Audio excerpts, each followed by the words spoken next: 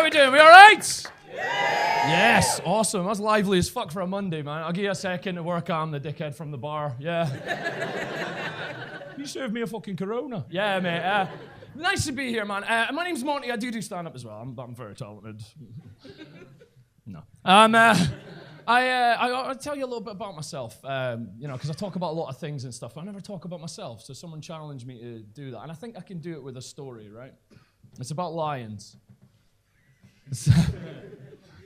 Basically, on the plains of the Serengeti, there's like hundreds and hundreds of lions, right? They're all one pride. But there's one lion that's bigger than the rest. He's a boss. He's the alpha male. He's the king, right?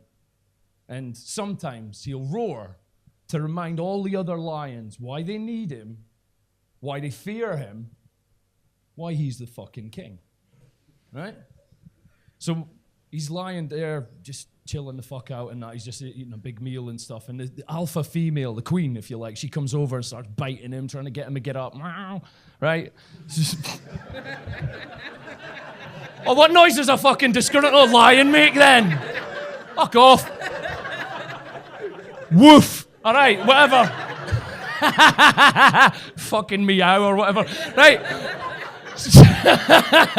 Starts whinging at him, right? But the king doesn't do anything. And the beta males, the younger lions, they start looking at him. The younger males, they start looking at him like, oh, maybe this is a sign of weakness. Maybe the king's slipping. Maybe it's time for a new king. I want to be king.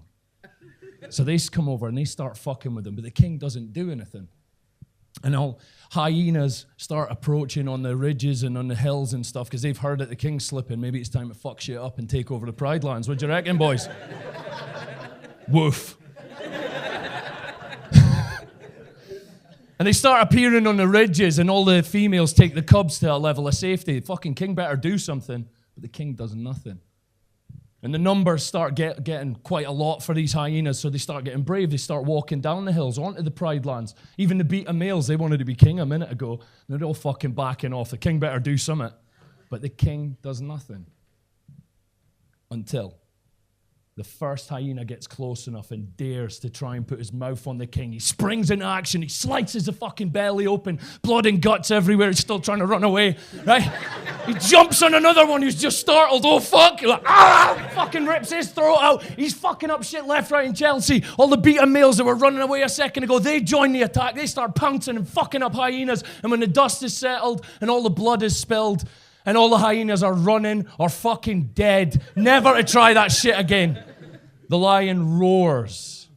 Because sometimes he needs to remind them why they need him, why they fear him, why he's the fucking king.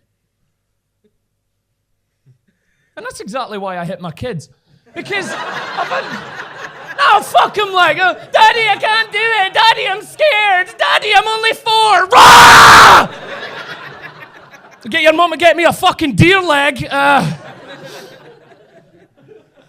I don't really hit my kids. None of this is real, all right?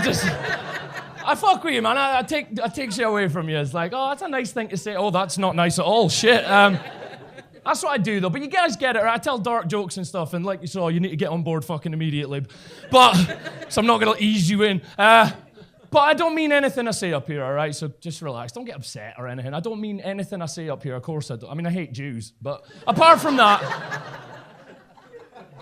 big nose, no foreskin. I don't hate Jews, all right? Calm the fuck down. So that's what we're doing. So get on board, please. But don't get upset, all right? A friend of mine recently said, Monty, you name me one family with siblings that don't fight and argue all the time. I said, done. The McCanns. I fucking bet they don't, do they? You know. You ever read the book? It was interesting. Like, I always recommend this book. I do a lot of reading, right? The book's called Finding Maddie. If you ever get a chance to read it and that, read the book. It's fucking incredible. It details Praia de Luz, the hotel, where they went for the tapas and everything, like what time things were supposed to be happening and all that. It's mega interesting. Honestly, I took mine on holiday with me, and I left it in the hotel room, and now I can't find it. So, but that's what we're doing, man. It's nearly Christmas. That's exciting. Yeah, man. My favorite memory as a kid was laying in bed, excited with my eyes closed, just waiting for Santa to come. And Any awkward silence as he pulled his cock out and left. Hey, in the childhood, that, didn't it? Fucking hell. I don't know. My wife, she's got a rape fantasy, I think. No. I like that joke. Fuck all of you. I read about the hashtag #MeToo stuff recently and that was good. I mean, don't get me wrong, like it was quite a good read. I read about all the stories and stuff like that, and it showed the prevalence of sexual assault in our society. You know what I mean? And it was important. So I told a female friend of mine, "You should read these fucking stories, man." And she got back to me later on that day. I said, "How'd you get on?" She said, "Oh, I read about 10 of them, and I just couldn't read anymore because I was so horny I had to have a wank." I was like, "You fucking animal! What's wrong with you?" Like my attacker grabbed me. I screamed, but he wouldn't stop. I wanted to say no, but I couldn't. "What else did he do, you dirty..." Like, what the fuck is wrong with you? Like, seriously? I don't know, man. But in the interest of equality, I've started my own hashtag. Because, what? I have. I'm Scottish. I've been to a lot of weddings.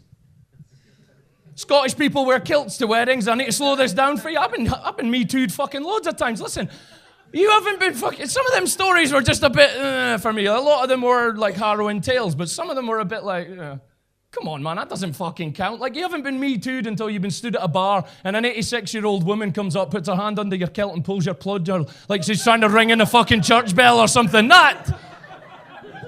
My attacker grabbed me. "Are you two Scotsmen?" "Fuck off, Gladys! Your hands are cold!" My attacker grabbed me. I screamed, but they kept going. I wanted to say no, but I was too scared. Hashtag samesies. See? Works for everybody, doesn't it?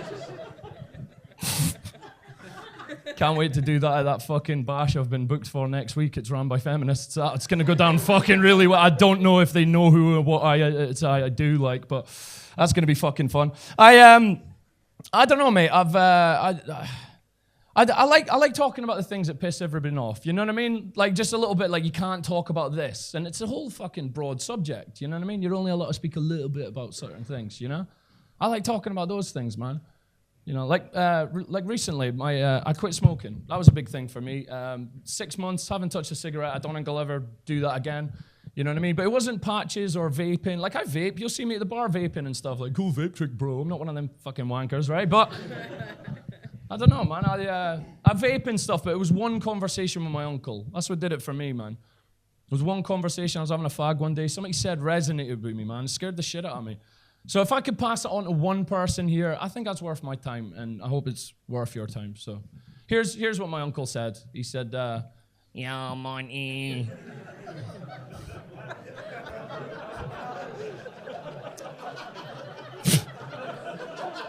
Just let it settle in, big man. "Yeah, Monty. Have you got a spare fag?" I was like, "Oh, fucking just have him, mate. I don't want to..." This is why I do jokes like that, though. Like, because you're not allowed to talk about shit. No one in here thinks I think cancer's funny. Of course not. However, this guy's... I don't make a fucking rules. I just try and find what's funny. I've got a friend in Leeds, right? I used to live in Leeds. I live here now. I've got a friend in Leeds. He's 38 years old. He has Parkinson's disease. That early onset Parkinson's, that's a death sentence, man. That'll kill him.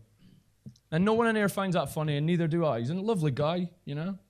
He's getting worse. His conditioning's getting worse and stuff, and he's got a little girl. He probably won't walk her down the aisle. Probably won't make it long enough. No one finds that funny either. Neither do I. But... like I said, he's getting worse, and he got new medication recently, and on the bottle it says, "Shake well before use." I gotta tell you, Liverpool, that's pretty fucking hilarious. So, laugh, man. It's all we've got. Listen, my name's Monty Burns. I'm gonna be at the bar, so they do work hard. Tip them and shit, because they share it with me. And I host the roast battles. The next one's coming up this Sunday. So if you like darker kind of stuff, if you like what I do, basically, come along. So it's going to be fucking savage. There's flyers and shit. We'll give you them on the way out. But other than that, I hope you enjoy the rest of your night. I'm Monty Burns. Cheers. Good night.